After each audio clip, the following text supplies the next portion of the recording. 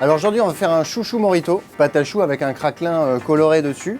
On va faire une chantilly chocolat blanc menthe avec des morceaux de fraises à l'intérieur et puis un petit décor chocolat. Alors la première étape, on va réaliser notre pâte à choux. Donc on va faire bouillir notre lait avec notre sel et notre beurre. Notre mélange de lait, beurre, bout. On va ajouter la farine hors du feu.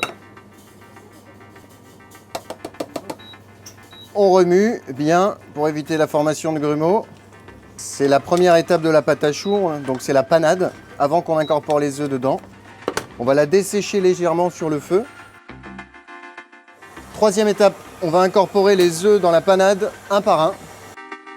Alors notre pâte à choux est prête, donc toujours pareil, le meilleur moyen de savoir si elle est bien, c'est de ressortir la pâte. Et elle fait ce qu'on appelle un bec d'oiseau en pâtisserie. Donc pour une bonne cuisson des choux, on va les pocher sur une plaque noire qui va directement au four et préalablement graisser avec un peu d'huile de pépin de raisin ou une huile très neutre. Donc pour pocher la pâte à choux, on va utiliser une poche à douille bien sûr, avec une douille en inox ou en plastique. Donc nous allons pocher nos choux à espace régulier et en quinconce. On pense toujours à la circulation de l'air dans le four, voilà, qu'il y ait une belle cuisson. Donc normalement notre pâte à choux est prête à enfourner.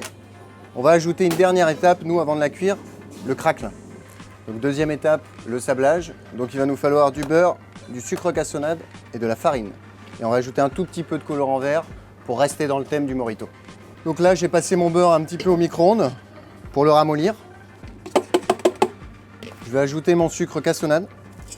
Je vais faire un premier mélange. Donc je vais ajouter ma farine dans ma cuve et une pointe de colorant vert. On remélange une dernière fois pour obtenir quelque chose d'homogène.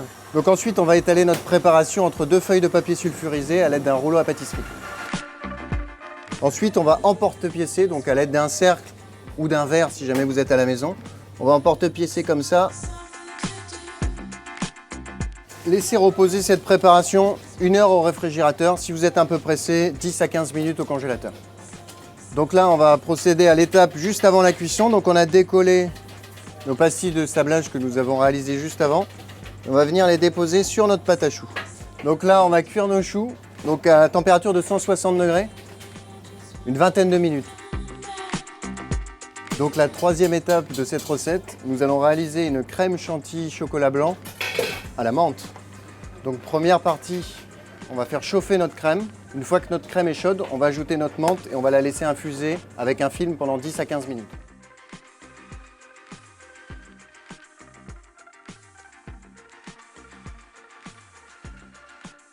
Nous allons mélanger notre préparation crème, chocolat et menthe qui va pouvoir aller dans notre frigo ou congélateur. Donc là, on va être l'étape de finition. Donc nos choux sont cuits, notre crème est froide. On va l'émulsionner au batteur comme une chantilly. Et donc là, on a une texture de crème chantilly un peu plus gourmande, un peu plus épaisse.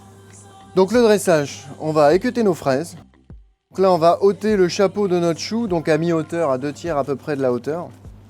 Donc là, je vais garnir le fond de ma pâte à choux avec quelques morceaux de fraises. Donc pour dresser notre crème, on va utiliser une poche à douille avec une douille cannelée au bout.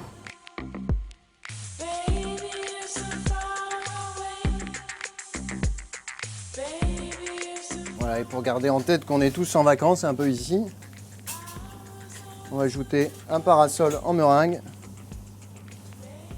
sur le morito.